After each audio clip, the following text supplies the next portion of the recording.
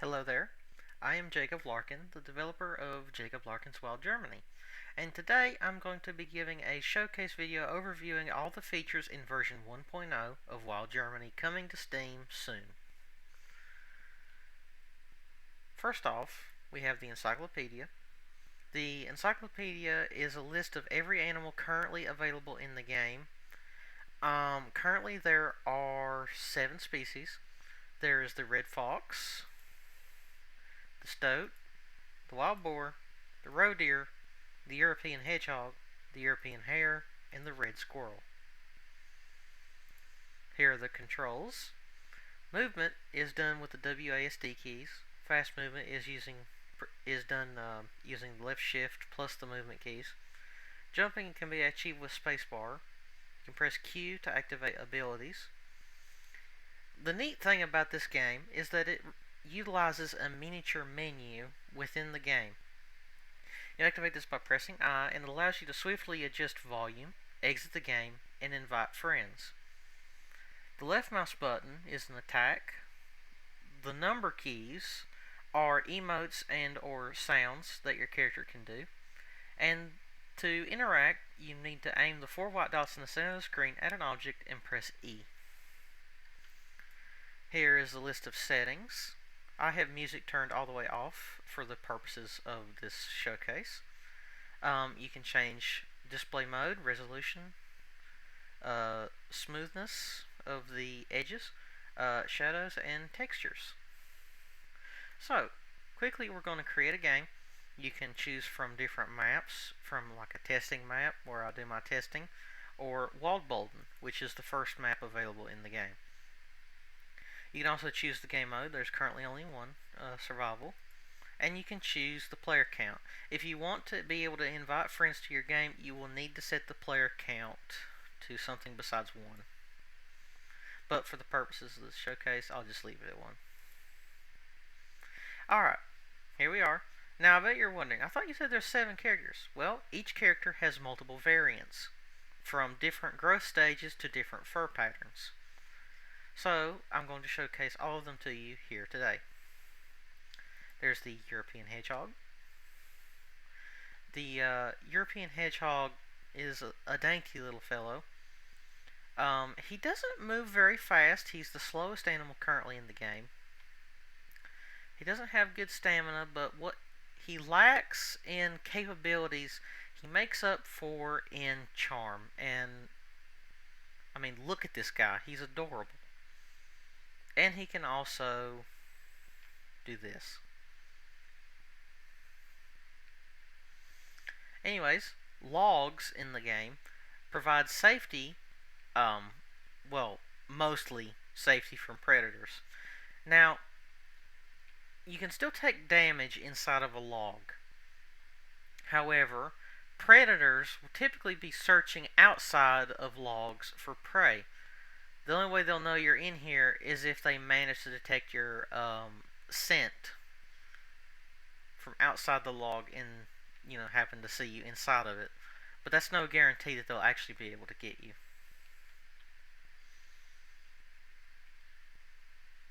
Now, if you do die inside of a log, predators that are outside the log will not be able to eat you, so keep that in mind.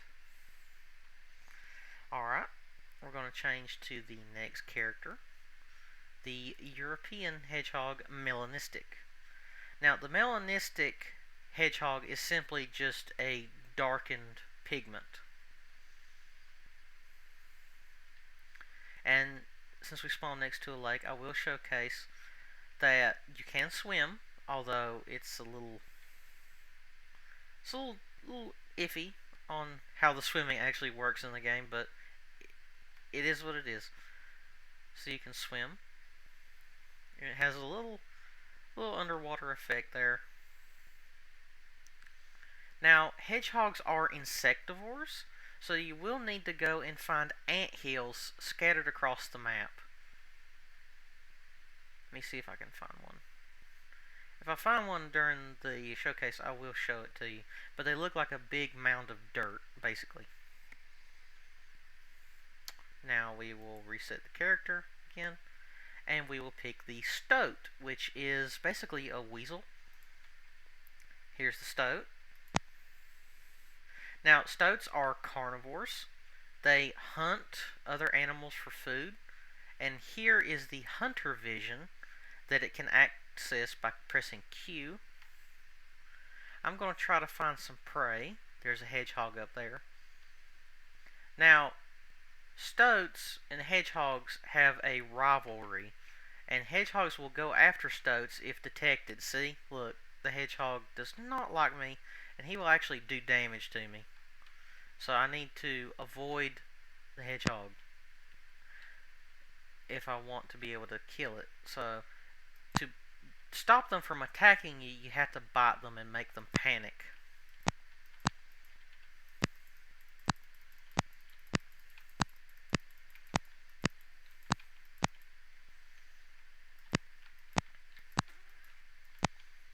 There we go. And once you kill an animal, it will drop a carcass for you to eat. Now, stoats are one of the most simple predators in the game. They are very basic. Oh, there was a roe deer. Oh, mercy. They bark a lot when they're scared. So, keep that in mind. If you hear what sounds like a dying cow, it's just a roe deer. Alright, then there's the wild boar. Now, the wild boar is the tankiest animal currently in the game. It has a ton of health. It has the highest health in the game currently.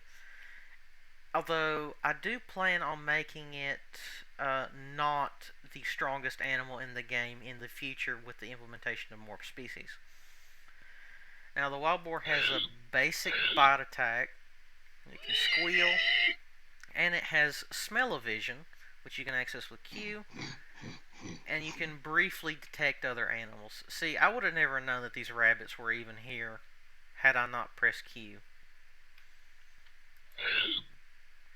And there is a faction system in the game that works behind the scenes. So you'll just have to play around with what animals you can and cannot kill. The faction system basically prevents people from going around the map and murdering everything in sight. You need to actually be able to damage it by being of an appropriate enemy faction. It's like the wild boar cannot damage creatures that are herbivores, for instance. So you can damage any carnivore you like. And also, let me showcase the piglet. This is the baby wild boar. Now, this is probably one of the cutest critters in the entire game. He also has the smell-o-vision, and he's actually a little bit faster than the adult, surprisingly.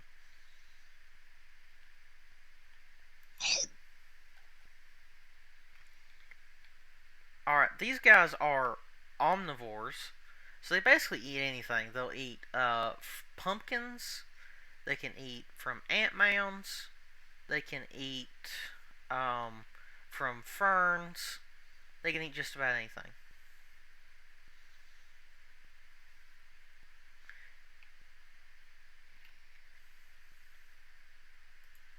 Alright, next we're at the red fox. Now the red fox has actually undergone a bit of a coloration and model tweak to make it look more like a red fox. I'm still considering maybe changing the fur color. So if it looks different when the game comes out on Steam, that's probably because I've updated its fur coloration. The red fox also has hunter vision, which it can access with Q, and it can toggle it on and off just like the stoat. Now, red foxes are currently the apex predator in the game, but that will change once things like wolves and bears and other things like that get added. Now, I was considering adding the badger before release, but due to personal preference, I think I'll save that until after the game is launched on Steam. Oh, good lord, that deer scared me to death. Now, I will now showcase the hunting mechanics. Boom. Hunting. Wow. Much wow. Alright. Okay. Now that that's out of the way, let me showcase the next character. There is the roe deer buck. Now, the roe deer, you might have already guessed that it's been what's doing all of the barking in the background. Oh, there's an Ant-Man right here. Yep, this is what the Ant-Mans look like. So yeah, basically, roe deer, they don't have any attacks, but what they lack in attack power, they make up for in extreme amounts of stamina. They can clearly run from one end of the map to the other without stopping sprinting, I'm pretty sure. So, while you're not the fastest animal in the game, you can outrun everything through endurance. Alright, now we're going to see. There's also a female roe deer and a roe deer fawn. Now, the doe is a lighter shade than the buck, and it has no antlers. And the fawn is basically like a shrunken version of the doe. I'll go ahead and showcase it here. So, the fawn is basically. The fawn and the piglet, the baby animals, they're basically added to the game for people who want to roleplay for animal families. I figured that would be an interesting feature to add to the game and would make a lot of people happy, because I know from other animal games in this genre that people love baby animals, myself included. There's also the last two animals. There's the European hare. Now, the European hare is one of the most recent additions. It can access the heightened senses ability, which allows it to go into X-ray mode for like 15 seconds. Now, it cannot be toggled off. You have to wait for it to end, so keep that in mind when using the ability. It is also the fastest animal in the entire game. It's able to hit like a solid 20 plus miles an hour. I mean, he can dig, and he eats plants. He's a herbivore. Now, to get water, you might have already seen that there are lakes on the map. You have to go up to the lake and press E at the water's edge to drink.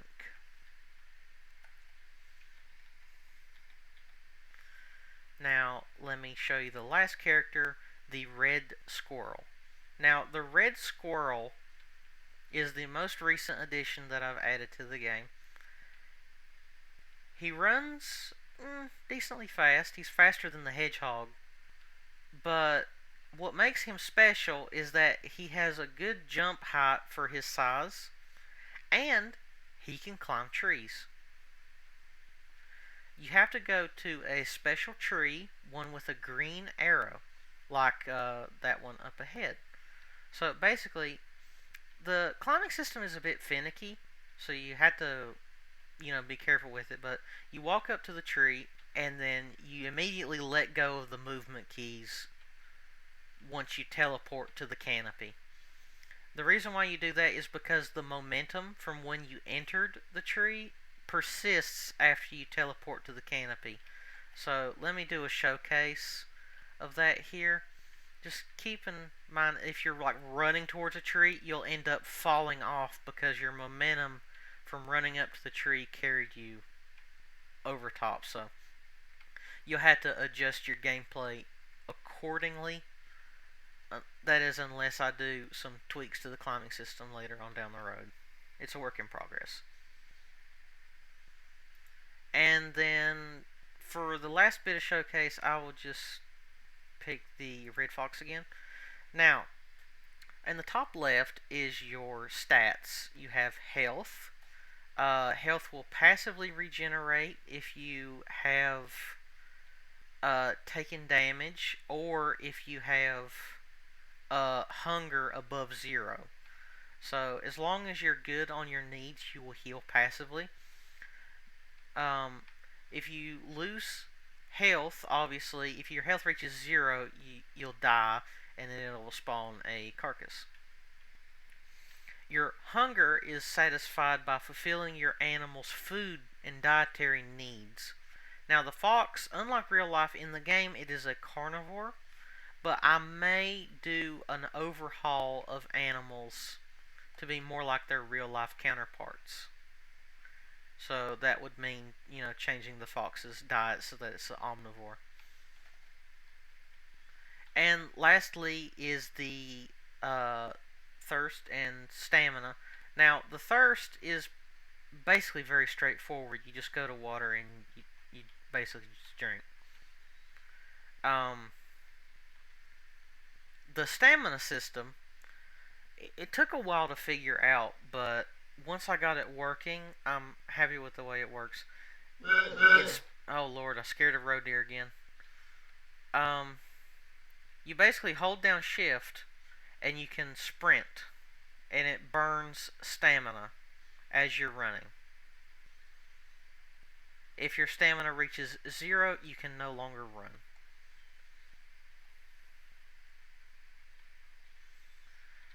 And a showcase of the menu, the quick menu. If I press I, let me get into a spot where you can actually see the words. If I press I, it brings up an option to quit the game, return to the main menu, reset the character, which you've seen me use quite a bit this video, and you can adjust the game volume and the music volume, and you can see a list of all your Steam friends here, and you can send an invitation for them to join your multiplayer session if you have more than one slot available. So that'll be it for this showcase. I hope you guys enjoyed it. Be sure to leave a like on the video so more people can find out about this game, and I will see you next time.